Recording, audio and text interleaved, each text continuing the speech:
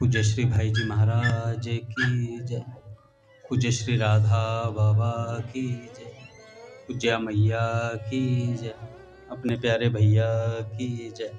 पूज्य दादा की जय। भक्तवत्सल भगवान की जय। हरि बोल। बड़े सौभाग्य का क्षण है कि आज भी हमें सत्संग और कीर्तन का परम लाभ प्राप्त हो रहा है। पहले पूज्य भाई जी के कुछ विचार सुनते हैं, उसके बाद एक भक्त की चरित्र।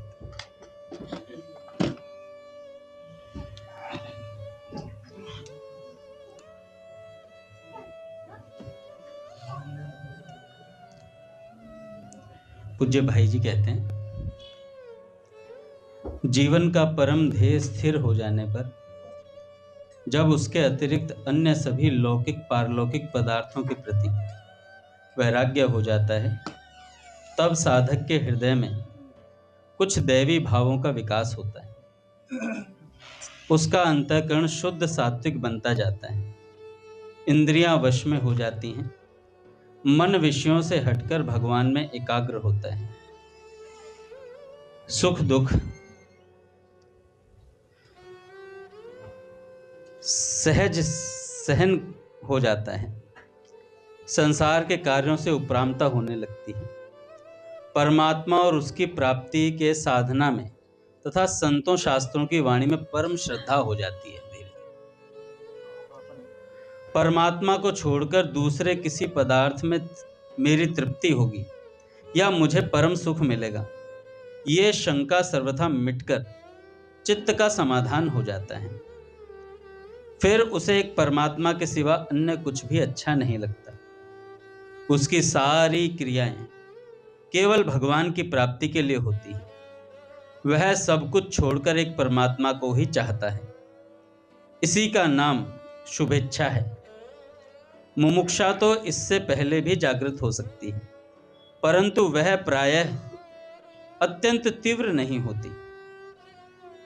विवेक, ध्येय का निश्चय, वैराग्य, सात्विक, षट संपत्ति आदि की प्राप्ति के बाद जो मुमुक्षत्व होता है वह अत्यंत तीव्र हुआ करता है।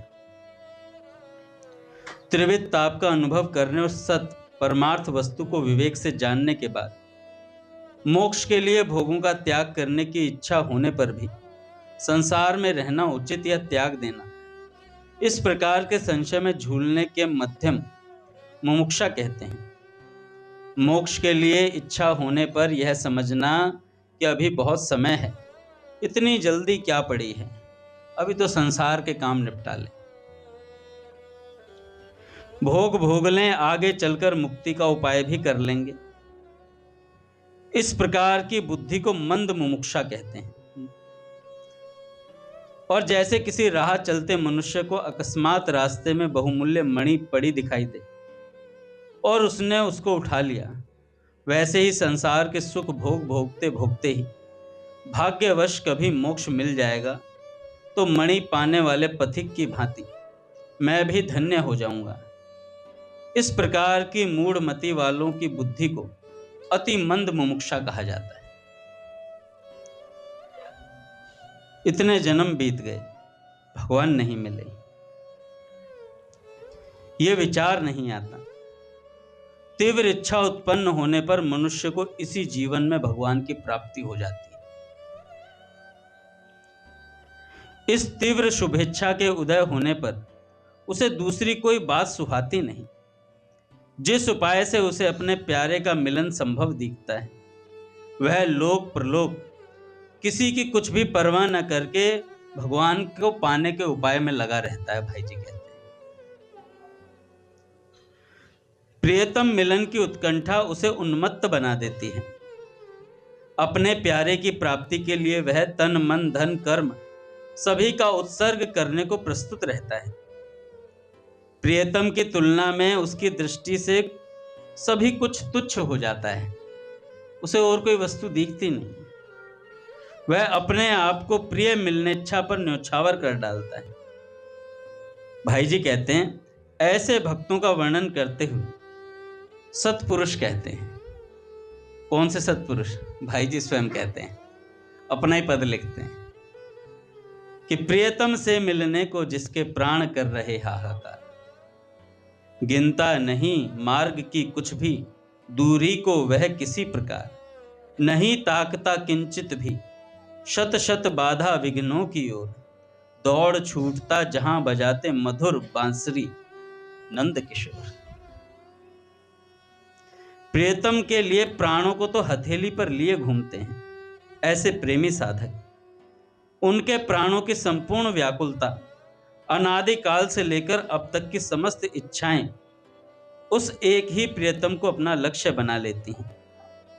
पट खुलेंगे महाराज। श्री राम जय राम जय जय राम,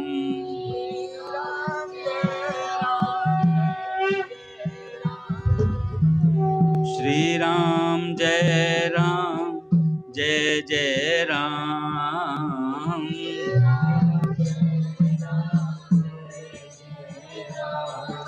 श्री राम जय राम जय जय राम,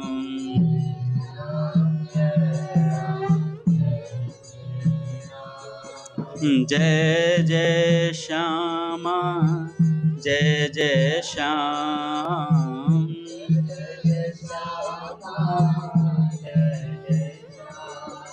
जय जय श्री वृंदावन धाम,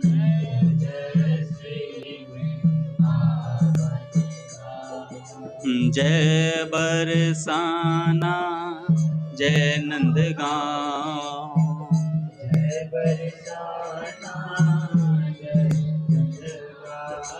पावन राधे तेरो नाम,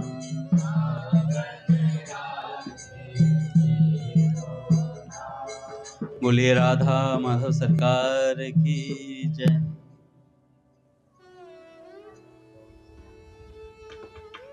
प्रियतम को शीघ्र पाने के लिए उसके प्राण उड़ने लगते हैं।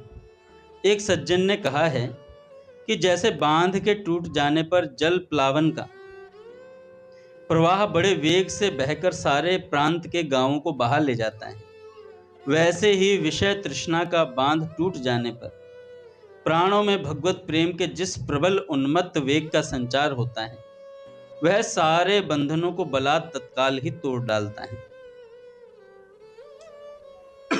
प्रणय के अभिसार में दौड़ने वाली प्रणयिनी की तरह उसे रोकने में किसी भी सांसारिक प्रलोभन की प्रबल शक्ति समर्थ नहीं होती। उस समय वह होता है अनंत का यात्री, अनंत परमानंद सिंधु संगम का पूर्ण प्रयासी। घर परिवार का मोह छोड़कर सब ओर से मन मोड़कर वह कहता है कि वन वन फिरना बेहतर हमको रतन भवन नहीं भावे, लता तले पड़े रहने में सुख नाहिन सेज सुहावे, सोना कर धर शीस भला अति तकिया ख्याल न आवे, ललित किशोरी नाम हरि का जपी जपी मन सचुपावे है। अब विलंब जनि करो लाडली कृपा दृष्टि टुक हेरो, जमुना पुलिन गलिन गहवर की विचरूं सांझ सवेरो, निस्दिन निरखों युगल माधुरी रसिकन ते भट भेरो, ललित किशोरी तन मन आकुल श्रीवन चहत बसेरो। एक नंद नंदन प्यारे ब्रज चंद्र की झांकी निरखने के लिए, उसको निरखने के सिवा उसके मन में फिर कोई लालसा नहीं रहती। वह अधीर होकर अपनी लालसा प्रकट करता है कि एक लालसा मन में धारो, बंसी वट कालिंदी तट नट नागर नित्य निहारो, मुरली तान मनोहर सुनि सुनि तन सुधि सकल बिसारूं, छन छन निरखी झलक अंग अंगनी पुलकित तन मन वारूं, रीझऊं श्याम मनाई गाँव गुन गुंज माल गल डारूं, परमानंद भूली सगरो जग, परमानंद भूल सगरो जग, श्याम ही श्याम पुकारूं, श्याम ही श्याम पुकारूं। ऐसी तीव्र इच्छा हो जाती है। आप देखिएगा लक्ष्य स्थिर होते फिर बाकी और चीजें दिखाई नहीं देती। महादेवा, कोई आईएएस बनना चाहता तो कैसे लग जाता है पढ़ाई में, फिर उसे दिखता है वो बंद कमरे में भी खुश रहता है, क्योंकि उसका लक्ष्य स्थिर है। उसे पता है उसे भगवान की प्राप्ति करनी, ना उसे काम सताएगा, ना क्रोध सताएगा, ना मद मोह लोभ, कुछ नहीं। उसे पता है उसे क्या पाना है। ऐसे ही जिस दिन हमारा लक्ष्य प्रियतम श्री कृष्ण हो जाएंगे, उस दिन विकार कोई नहीं सता पाएगा। और सताएंगे तो थोड़ी देर के लिए परीक्षा ले सकते हैं, परीक्षा ले सकते हैं, और अगर हम स्थिर रहे तो वो भी सहायक हो जाते हैं। बाबूजी कहते हैं, मनमोहन मेरे मन को अपनी माधुरी से मोह लो यार। मनमोहन मेरे मन को अपनी माधुरी से मोह लो। मेरे मन में जो मान यश और विषय सुख की इच्छा रूपी आग जल रही है, इसे तुम ही अपनी कृपा वारी से बुझा दो यार। प्रभु मैं केवल तुम ही को चाहूं यार। प्रभु मैं केवल तुम ही को चाहूं, केवल तुम ही को अपना सर्वस्व समझूं। तुम ही मेरे प्राणाधार और प्राण हो, तुम ही मेरे आत्मा हो, परमात्मा हो। इस बात को जानकर मैं केवल तुमसे प्यार करूं, मैं केवल तुमसे प्यार करूं। तुम्हारे इस प्रेम प्रवाह में मेरा अपना माना हुआ धन जन मन मोह सब बह जाए, तुम्हारे प्रेम सागर में सब कुछ डूब जाए, मैं केवल तुम्हारी ही झांकी निहारता रहूं। ऐसा सौभाग्य दे दो मेरे प्रियतम, ऐसा सौभाग्य दे दो मेरे प्रियतम। फिर सारे जगत में मुझको तुम ही दिखाई पड़ने लगो, सारा जगत तुम ही हो जाओ। मैं सब में सब और सदा सर्वदा तुम ही को देखूं, सब तुम्हारे ही स्वरूप में परिणत हो जाएं। वह कैसा सुंदर दिन होगा यार। भाई जी कहते हैं, वह कैसा सुंदर दिन होगा, वह घड़ी कैसी शुभ घड़ी होगी, वह क्षण कैसा मधुर क्षण होगा, और वह स्थिति कैसी आनंदमयी होगी जब तुम ही तुम दिखाई दोगे, जब केवल तुम ही तुम दिखाई दोगे। तब इस जगत में मेरे लिए कोई पराया नहीं रहेगा। तब मेरे मन के राग द्वेष वैर विरोध सुख दुख आदि सारे द्वंद्व मिट जाएंगे, और मुझे सब और विशुद्ध प्रेम, सब और अपार आनंद दिखेगा, सब और अनंत शांति दिखेगी, सब और तुम्हारी सौंदर्य माधुरी दिखाई देगी, सब और तुम्हारी मनमोहिनी मूर्ति दिखाई देगी। मेरी साधना सफल हो जाएगी, मैं निहाल हो जाऊंगा, क्योंकि उस समय मैं और तुम बस हम दो रह जाएंगे। उस समय केवल मैं और तुम बस दो रह जाएंगे। मैं तुम्हारी मनमानी सेवा करूंगा और तुम उस सेवा को स्वीकार कर मेरी सेवा करोगे। सभी बातें मेरे मन की होंगी, नहीं तब मेरा मन तो मेरा रहेगा ही नहीं, सब कुछ तुम्हारा ही होगा। तुम जब तक अपने महान संकल्प से मुझे यूं अलग रखकर मुझसे खेलोगे, तब तक मैं परम धन्य और परम सुखी बना तुम्हारे साथ तुम्हारी रुचि के अनुसार खेलता रहूंगा। और तुम जिस क्षण अपने संकल्प को छोड़कर अपने उस खेल को समेटकर मुझे आलिंगन करना चाहोगे, मैं उसी क्षण तुम्हारे विशाल हृदय में समा जाऊंगा नाथ। यह खेल भी कैसा मधुर होगा। जब तुम्हें खेलना होगा तो मुझे अलग कर लोगे, मैं तुम्हारी सेवा करूंगा तुम्हारी मनचाही अनुसार, और जब तुम्हें खेल बंद करना होगा तो मैं तुम्हारे विशाल हृदय में समा जाऊंगा नाथ। क्या अद्भुत शब्द है बाबूजी। मेरा मधुरिमा में, मेरे मधुर मैं मोहन, मेरा यह सुख स्वप्न सच्चा कर दो यार, यह सुख स्वप्न सच्चा कर दो। प्यारे कन्हैया तेरी ही पलकों के इशारे पर, प्यारे कन्हैया तेरी ही पलकों के इशारे पर मुनिमन मोहिनी महा माया नटी थिरक थिरक कर नाच रही है। तेरे ही संकेत से शंकर भगवान तांडव नृत्य करते हैं। तुझे ही रिझाने के लिए हाथ में वीणा लिए सदानंदी नारद जी मतवाले रहते हैं। तेरी ही प्रसन्नता के लिए व्यास वाल्मीकि और शुक सनकादिक घूम घूम कर तेरा गुणगान करते हैं। तेरा रूप तो बड़ा ही अनोखा है। जब तेरी वह रूप माधुरी स्वयं तुझी को पागल बनाए डालती है, हमारा तो क्या हाल होगा।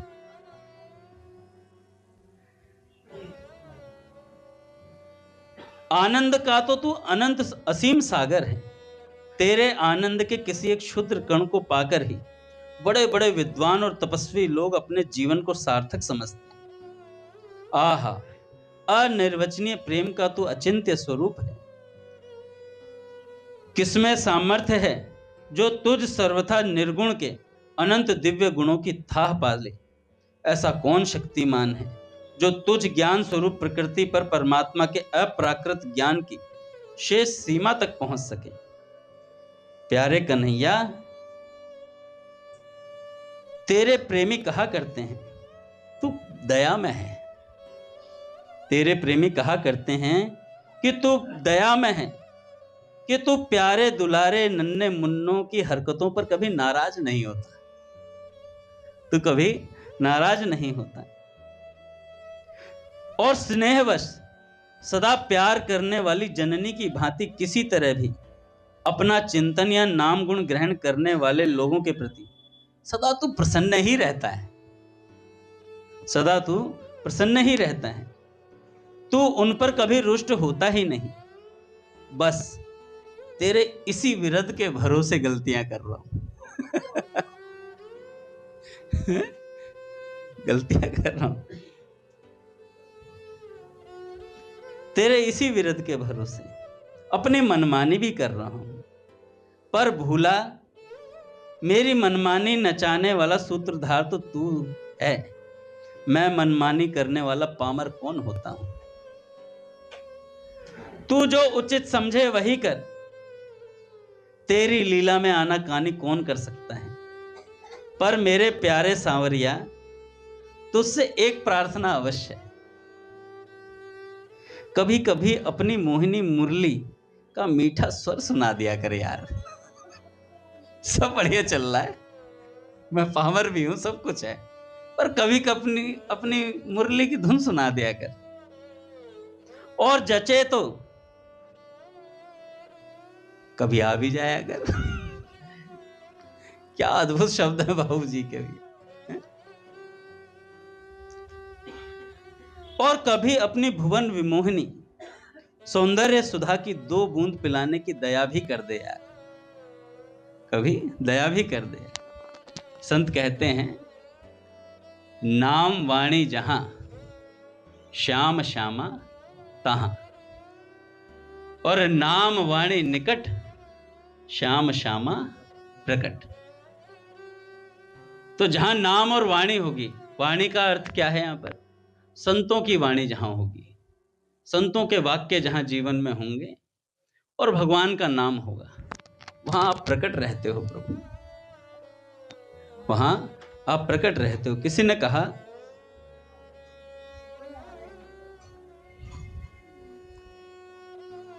अपने तानसेन जी थे,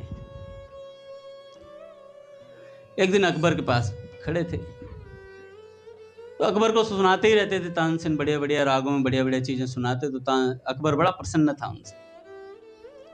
कहने लगे, यार तानसेन, तुझसे बढ़िया कोई नहीं गाता होगा इस संसार में, तुझसे बढ़िया कोई नहीं गाता होगा। तुरंत कान पे हाथ गया।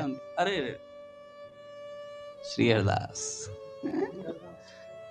और ऐसा बोला, और उन्होंने कहा, नहीं नहीं, मैं तो आप जैसे राजा को रिझाने के लिए गाता हूं, पर मेरे गुरुदेव मुझसे भी बहुत सुंदर गाते हैं। तो अकबर ने कहा, यार तुमसे भी कोई अच्छा गा सकता है क्या। कह रहे, गा सकता नहीं, गाते हैं। कह रहे, हमें भी सुनवाओ जरा, बुलाओ उन्हें।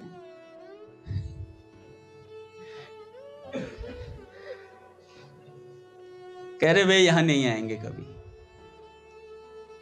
मेरे गुरुदेव स्वामी श्री हरदास जी महाराज यहां कभी नहीं आएंगे, क्योंकि वो जिनको सुनाते हैं ना भैया, जिन्होंने सृष्टि बनाई है, वे उनके उपासक हैं, और वो अपनी रस माधुरी में, अपने रस साम्राज्य में निमग्न रहते हैं, वो बाहर नहीं आते हैं। तो उन्होंने कहा कि, अकबर ने बोला कि हम चल लेते हैं दर्शन करने। तानसेन ने थोड़ा क्वेश्चन पेपर टफ कर दिया। तानसेन ने कहा ये तो चल देगा, कह दूंगा तो चल देगा अभी दर्शन करने के लिए। तानसेन ने कहा कि ऐसे राजसी लोगों से वो मिलते नहीं है, और तुम जाओगे तो अपनी राज ठाट से जाओगे, या होल बिला कुवत तुम्हें 10 जने प्रणाम करने 36, ऐसे नहीं जाया जाता है। और आप उनसे ऐसे मिलने, उन्होंने कहा कैसे मिल सकते हैं? तानसेन ने कहा मेरा शागिर्द बन के जाना पड़ेगा, मेरा चेला बनो। और चेला बनने के लिए मतलब मेरे जैसे अगर मैं वीणा लेके चल रहा हूं तो वीणा तुम्हें पकड़नी पड़ेगी, मैं नहीं पकड़ूंगा। अब उन्होंने, तानसेन ने सोचा था ऐसा ये करेगा नहीं अकबर, पर उन्होंने कहा ठीक है मैं चेला बनने को तैयार हूं। तानसेन ने, अरे बाप रे बाप।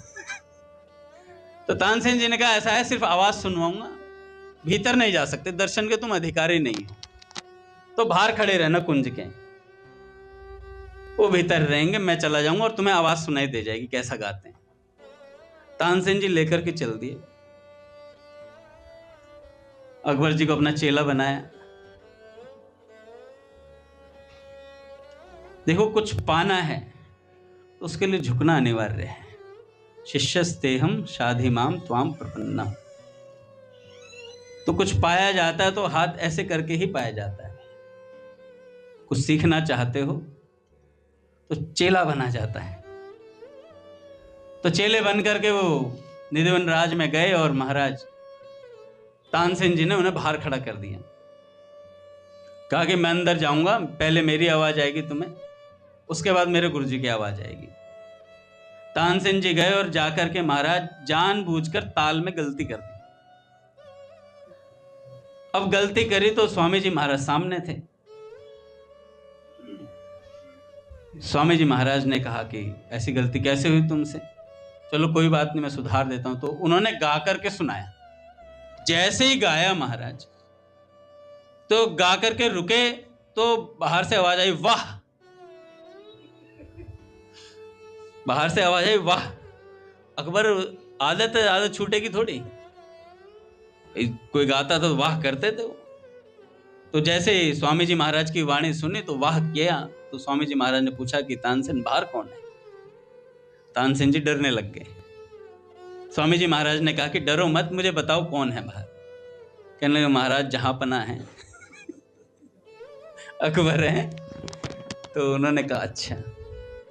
स्वामी जी महाराज ने खुद झांक करके देखा।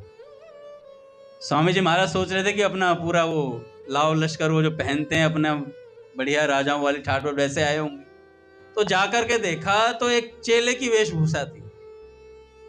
महाराज जी कहते स्वामी जी प्रसन्न हो गए इस बात को देख करके कि हमें सुनने आया था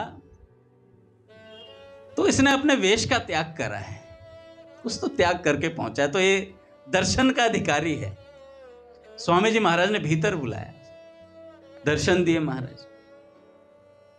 अब जैसे दर्शन दिए, कृपा है महाराज ये संतों की। संत क्या, साक्षात भगवान ही है भैया। ना जाने कौन से गुण पे दया निधि रीझ जाते हैं। कल मैं कारे खां का बता रहा था ना, भगवान ने कैसे कैसे यवनों को दर्शन दिया और उनकी गोद में बैठकर प्रसाद भी पाया। तो भगवान की मर्जी है भैया, परम स्वतंत्र, न सिर पर कोई, कब किस पर कैसे कृपा करनी है वो जानते हैं, क्या कारण है कृपा का ये भी वही जानते हैं, ये भी वही जानते हैं। अकारण करुणा बनाल है, कोई कारण नहीं होता इनकी कृपा में। तो स्वामी जी महाराज के सामने अकबर जी पहुंचे।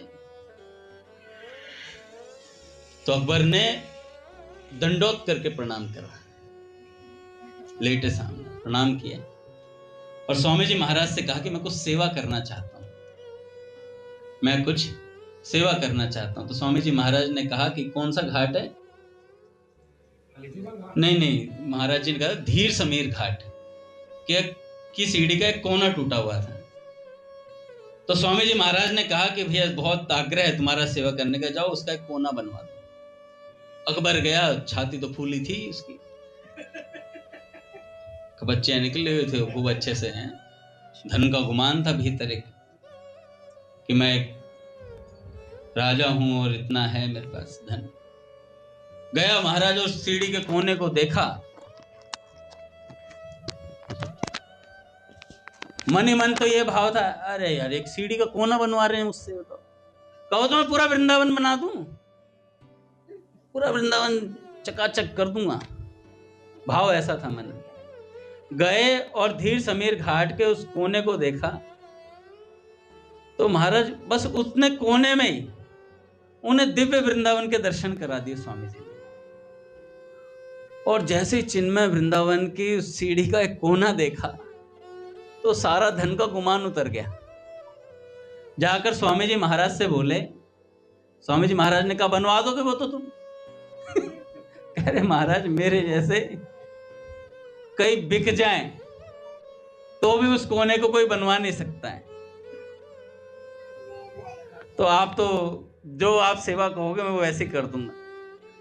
तो स्वामी जी महाराज ने कहा अच्छा ठीक है, तुम्हारा बहुत भाव है, तो ऐसा करो कि ब्रज के किसी वृक्ष को, किसी लता पता को कोई तोड़े ना, ये नियम लागू करवा दो। और स्वामी जी महाराज के यहाँ वो कई मन साल भर में चने भिजवाता था। स्वामी जी मोर पंख उनको सबको चने वगैरह वृंदावन के लिए, तो चने भिजवाता था, ये उसने सेवा ली थी। अच्छा, अकबर का जो पोता था, क्या नाम था उसका? नहीं, शाहजहां। तटिया स्थान के महंत हुए ललित मोहिनी देव जी महाराज, जिनका हम पद सुनते हैं ना, ललित मोहिनी को निज जीवन है? क्या था प्रहलाद जी? कहाँ है?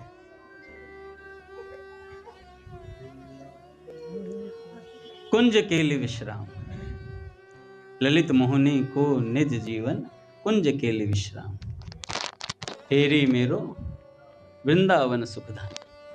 तो वो ललित मोहिनी देव जी, शाहजहां ने अपने घर में फोटो देखी कि उनके दादाजी किसी महात्मा के सामने दंडौत मार रहे हैं। जब ऐसा दृश्य देखा तो उन्होंने पूछा कि भाई ये कौन है, तो वहां पे बताया कि भाई ऐसे ऐसे तुम्हारे दद्दू जान एक वृंदावन के महात्मा थे, श्री हरदास जी महाराज, उनके सामने गए थे उनके दर्शन के लिए। तो वहां का ये चित्र, उस समय फोटो तो होता नहीं था कि कैमरे ले जाएं, तो ये तो बनाया हुआ चित्र है कि इस तरीके से तुम्हारे दद्दू ने वहां दंडौती मारी थी। तो अब उस दृश्य को देख करके शाहजहां के मन में आया कि हम भी चलेंगे दर्शन करने। वहां के कोई उनके स्वामी जी महाराज जी की परंपरा में कोई और संत हैं क्या? उन्होंने कहा हाँ, अभी तटीय स्थान पे ललित मोहिनी देव जी विराजमान हैं। उनके पास पहुंचे। जब उनके पास गए तो महाराज ललित मोहिनी देव जी का दर्शन किया। उन्होंने कहा कि ऐसे ऐसे हमारे पिता दादा हुआ करते थे। अरे हाँ, कह रहे हमको सेवा करना चाहते हैं।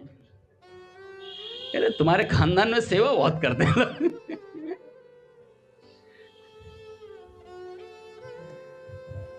तो उन्होंने कहा भाई सेवा तो एक ही है। ललित मोहिनी देव जी ने कहा एक सेवा कर दो, ना तो आज के बाद तुम मेरे यहां आना और ना मुझे कभी बुलाना अपने पास, यही मेरी सबसे बड़ी सेवा है। और शाहजहां तो बड़ा श्रद्धालु हो गया इस बात को सुनकर। कह रहे महाराज मैं तो आपके दर्शन करके कृतकृत्य हो गया हूं, मेरे को तो बड़ा अच्छा लगा, मैं तो सोच रहा हूं बार बार आपके दर्शन करने। कह रहे बस यही मत करना। कह रहे बस यही मत करना। तो उन्होंने कहा क्यों, ऐसा क्यों नहीं करूं? तो उन्होंने कहा देख भाई, दोनों का रंग बहुत पक्का है। तेरी बादशाहियत का रंग बहुत पक्का और मेरे रसिकाई का रंग बहुत पक्का है। तू बार बार मेरे पास आएगा तो अगर मेरा रंग तुझ पे चढ़ गया तो तू ये लाव लश्कर नहीं करवा लेके घूमेगा। करवा लेके घूमेगा और ब्रज रज तेरे माथे पे चढ़ जाएगी। अगर मेरा रंग तुझ पे चढ़ गया तो, और तेरा रंग मुझ पे चढ़ गया तो मेरा मटिया मेट हो जाएगा। है ना भाई? तो बात ऐसे, तो दोनों अलग ही रहे तो फायदे में है, दोनों अलग ही रहे तो फायदे में है। तो शाहजहां ने कहा कि महाराज, तो संतों का रंग ही ऐसा होता है भाई, संतों का जो संग कर लेता है,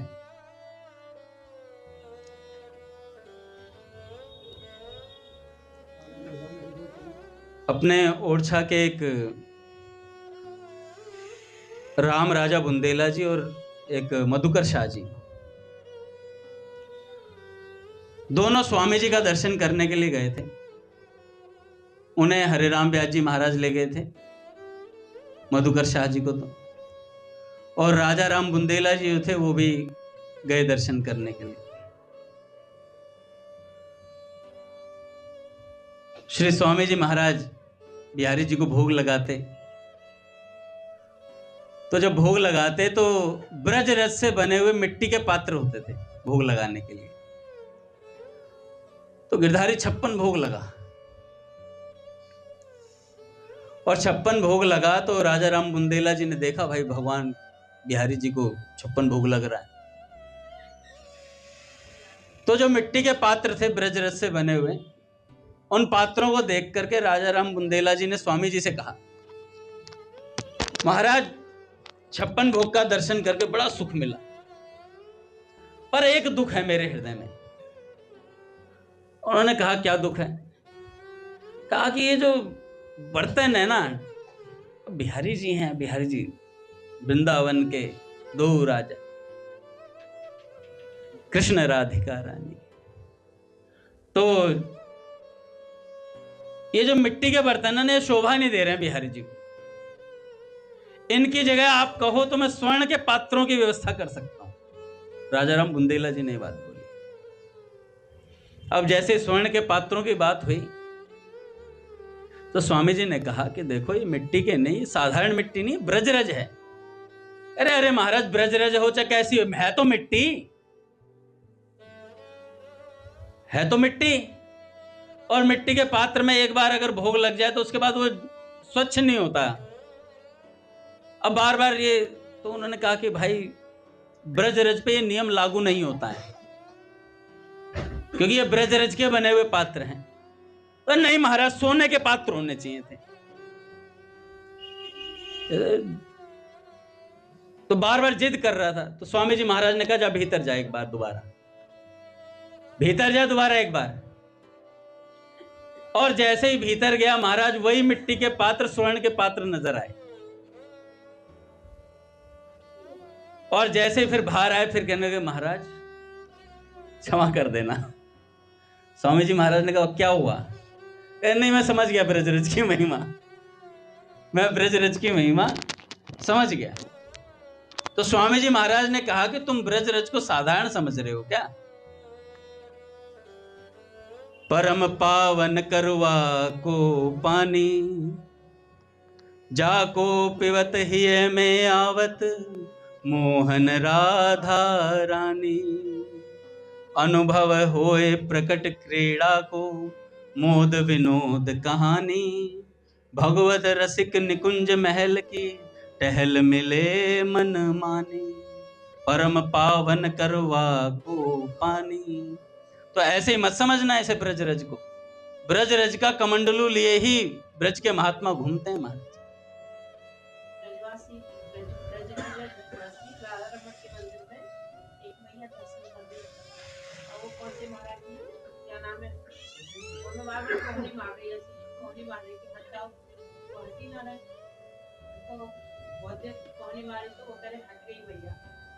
तो बोले तो तू हट कर रहा है, मैं तुझे से कह रही हट जा वो दर्शन कराऊंगा। तो उन्होंने पूछा मैया तू नहा के आई? 4 बजे कह रहे ना नहा के तो नहाई। तो बोले नहा के आना चाहिए मैया मंगला के दर्शन करने। कह रही मैं तो जब नहाऊंगी जी नहाया हुआ भी तब मैं नहा के आऊंगी, नहा लूंगी। ये भैया ब्रजवासी की ठसक है।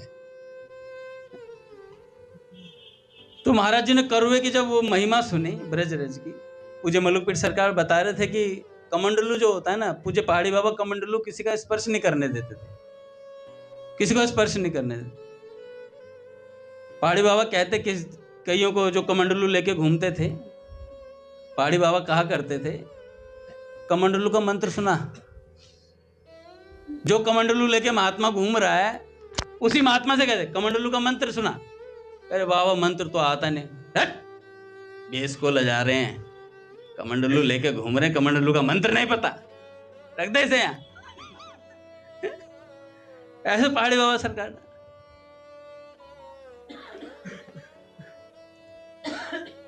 महाराज जी बता रहे थे कि जैसे आजकल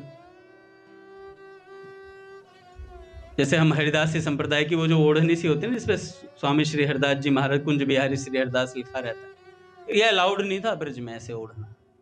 ये तो अब के लोग मानते नहीं है तो इसलिए ओढ़ के घूमे। कह रहे सिर्फ उसी संप्रदाय के वैरागियों को ओढ़ने की परमिशन थी, और पहले कोई ऐसे घूम लेता था तो उसको दंड दिया जाता था, महात्माओं द्वारा उसे दंड दिया जाता था।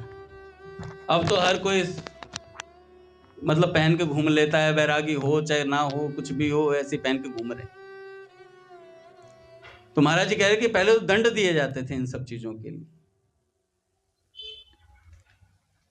कह रहे आजकल के गृहस्थ बाबा जी बन के घूम रहे हैं और बाबा जी बाबूजी हो गए। महाराज जी कह रहे बाबा जी बाबूजी हो गए हैं और गृहस्थ बाबा जी बन के घूम रहे हैं।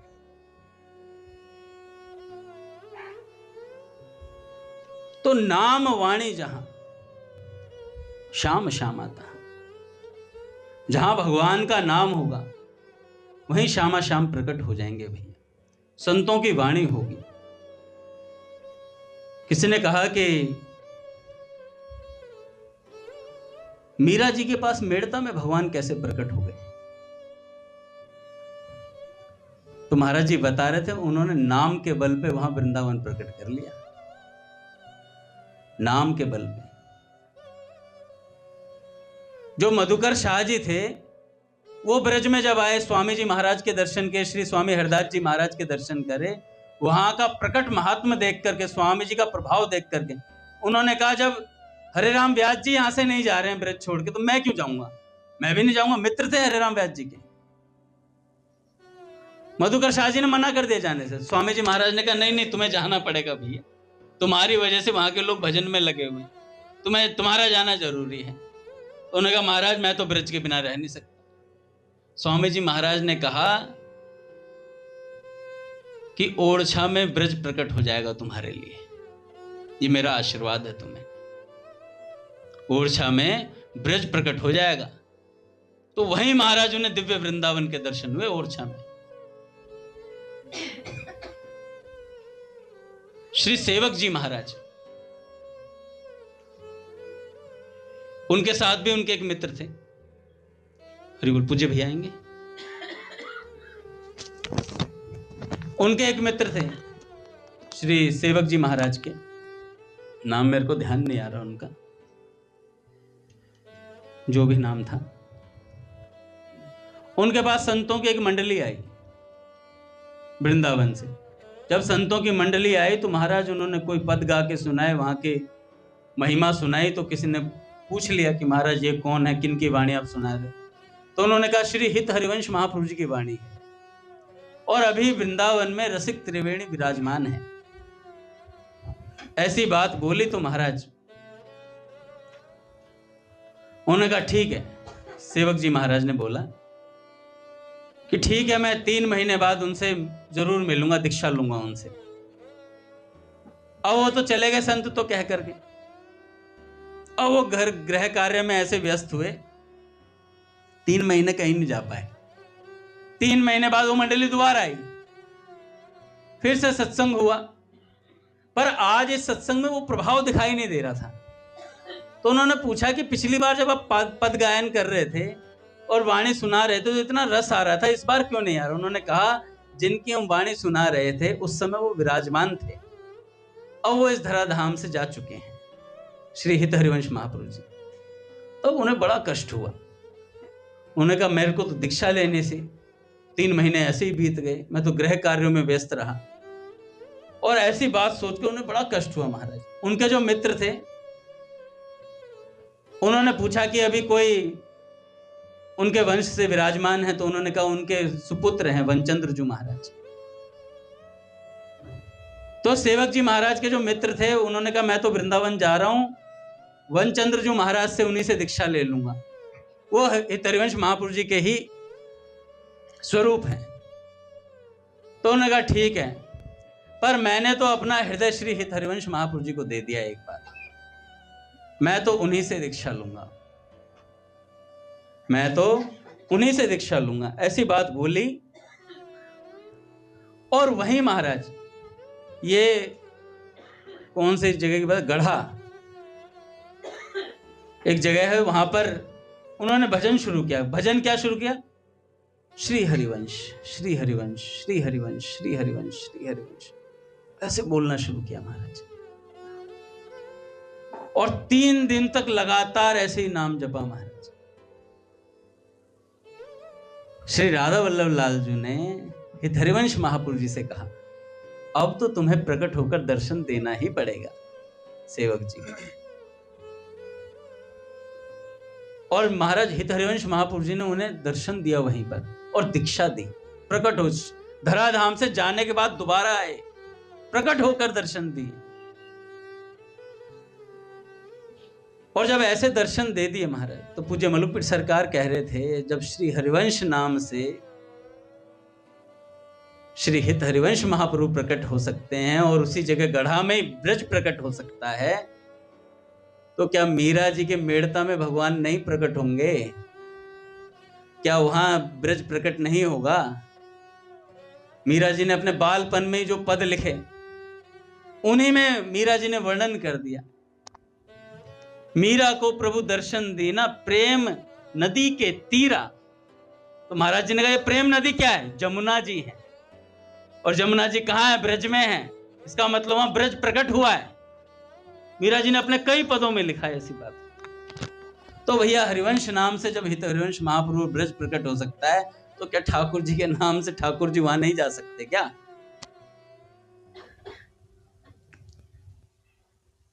जब सेवक जी महाराज वहां हरिवंश महापुरुष जी के दर्शन करें, दर्शन करने के बाद उनकी ख्याति बढ़ी। तो जो श्री हितहरिवंश महापुरुष जी के सुपुत्र थे श्री वनचंद्र जी महाराज, उन तक बात पहुंची। तो उन्होंने मैसेज भिजवाया कि सेवक जी आपके हम दर्शन करना चाहते हैं और आप आओगे तो लाडली लाल जी की तरफ से खूब प्रसादी बांटी जाएगी, खूब धन धान्य लुटाया जाएगा। अब ऐसी बात लिख दी तो सेवक जी को ये पसंद नहीं था। प्रसिद्धि भैया प्रतिष्ठा शुक्र विष्ठा के समान लगती है ऐसे संतों। तो उन्होंने कहा कि भैया ऐसे भंडार लुटाया जाएगा श्री जी का तो मैं कभी नहीं आऊंगा, तो मैं कभी नहीं आऊंगा। फिर एक दिन क्या हुआ, श्री वनचंद्र जी महाराज श्री राधा वल्लभ लाल जी की सेवा में थे। गोस्वामी लोग जब सेवा करते हैं ठाकुर जी की, तो सेवक जी ने निश्चय किया ब्रज तो जाऊंगा पर रूप बदल करके जाऊंगा। तो सेवक जी महाराज ने अपना रूप बदला। रूप कैसा बनाया? अघोरियों जैसा। सेवक जी महाराज ने अघोरियों जैसा रूप बनाया जिससे कोई उनके आसपास भी ना फटके।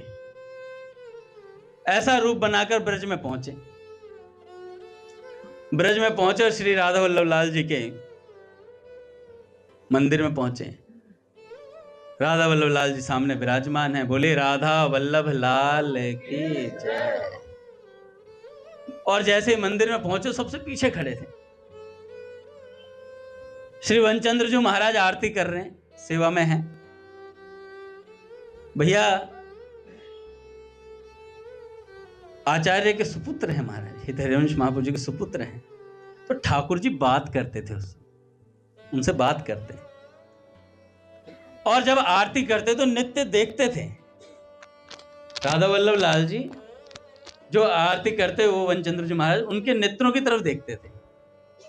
आज जब आरती कर रहे हैं तो राधा वल्लभ लाल जी के जो नेत्र हैं ना वो पीछे कहीं जा रहे हैं, दृष्टि कहीं और है। वनचंद्र जी महाराज कह रहे क्या बात है, लाल जी देख नहीं रहे, क्या बात है, कुछ त्रुटि हो गई है क्या? तो फिर आरती करें, फिर न उधर ही देखें दूसरी तरफ। तो उन्होंने ध्यान से देखा कि आज देख किधर रहे हैं, तो देखा तो एक अघोरी की तरफ देख रहे थे। और जैसे ही दृष्टि गई, वनचंद्र जी महाराज भी भैया देखते ही पहचान गए। कभी दर्शन नहीं कर रहे थे ऐसे, कभी सामने नहीं मिले, पर देखने मात्र से पहचान गए कि ये ही सेवक जी महाराज हैं। देखते ही पहचान गए और जाकर के सेवक जी से बोले, आइए सेवक जी महाराज। तो उन्होंने कहा, आपने हमें पहचाना कैसे, पहले ये बताइए। अरे पहचान करवाने वाले भी यही है, ये जो खड़े हैं ना सामने, यही है पहचान कराने वाले। रोज हम आरती करते तो हमारी तरफ देखते हैं, आज हम आरती कर रहे थे तो आपकी तरफ देख रहे थे, तो हम समझ गए कोई विशेष भक्त आया है इनका, तभी आज इनकी नजर किधर कहीं और घूमी हुई है। तब श्री सेवक जी महाराज वहां पर वनचंद्र जी महाराज से मिले। तो भैया जब भगवान के नाम और वाणी पर हम अटक जाते हैं, तो नाम वाणी जहां श्याम श्यामा तहां, नाम वाणी निकट श्याम श्यामा प्रकट।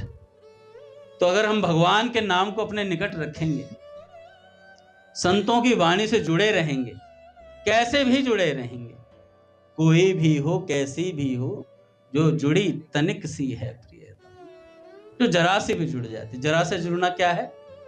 आप भैया भगवान का नाम जपते हैं, राधा माधव से रोज मिलने आते हैं, नित्य बाबूजी से बाबा ने कहा कि अगर जुड़ना हो तो बाबूजी का कोई वाक्य पढ़ लें, बाबूजी से संबंधित कोई उनका कोई लेख पढ़ लें। तो ऐसे हम संतों से लगातार जुड़े रहेंगे। जब जब हम सत्संग से दूर जाएंगे तब दिमाग में विकृतियां पैदा होंगी। लक्ष्य निर्धारित रहेगा तो इधर उधर देखने का समय ही नहीं रहेगा। गिरधर से पूछो, जब इसे वीडियो की एडिटिंग करनी होती है, इसे कुछ ध्यान नहीं आ रहा होता,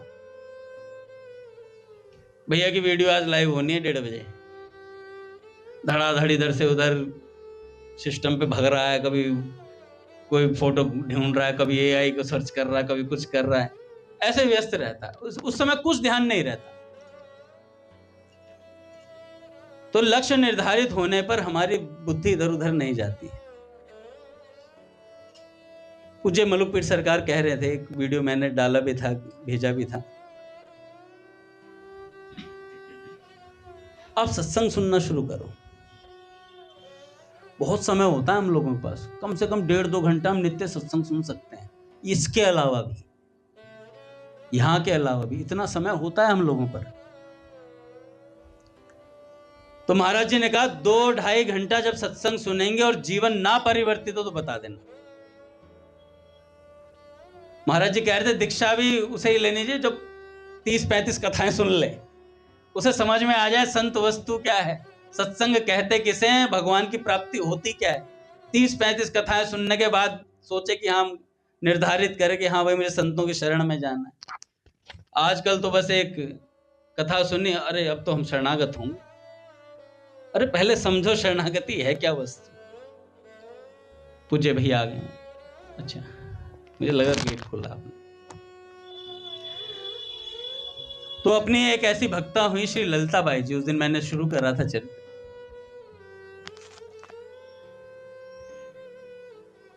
दस वर्ष की आयु में उनका विवाह हुआ और 12 वर्ष की आयु में वो विधवा हो गई थी।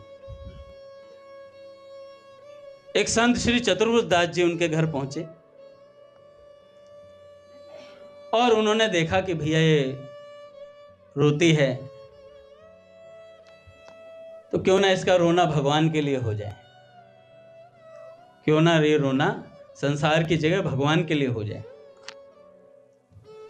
भक्ति के संस्कार तो पहले से ही थे, पर जब संत जीवन में आते हैं तो बसंत आ जाता है भैया, फिर काम होना शुरू हो जाता है। तो उन्होंने कहा कि भैया इनकी तो दीक्षा हम श्री स्वामी सरस माधुरी जी महाराज से करवाएंगे। अच्छा, ये ललिता बाई जी श्री सनम साहब जी से भी मिली थी। मैंने चरित्र सुनाया था ना सनम साहब जी का। तो अब क्या हुआ, जब चतुर्वेदास जी उनके जीवन में आए तो भैया नित्य अब भगवान की सेवा चलने लग गई। पहले पति के लिए रोती थी, अब भगवान के लिए उनका जो डाइवर्जन हुआ भगवान की तरफ। कष्ट पाके, मैं उस दिन बता रहा था, कष्ट पाके भगवान की तरफ अगर आप मुड़ गए, बड़ी विलक्षण कृपा हो जाती है। भी भगवान जीवन में कष्ट देते ही इसलिए कि संसार से लात वात खा के मेरी तरफ आई जाए, पर हम जब कष्ट आते हैं तो सबसे पहले भगवान को ही दुत्कार देते हैं, क्योंकि हमने सुन रखा है इनकी इच्छा के बिना एक पत्ता भी नहीं हिलता। ऐसे ऐसे आरोप गढ़ित होते हैं। अच्छा, अपनी इच्छाएं पूरी करने में भगवान का इंटरफेयर नहीं चाहते हम। जब सब अनुकूल चल रहा होता है, बढ़िया चल रहा है, डिस्टर्ब नहीं चाहिए, सब भगवान कृपा है। और जैसे ही प्रतिकूलता है, कृपा हट गई है। हरि बोल महाराज, पूज्य भैया आ गए।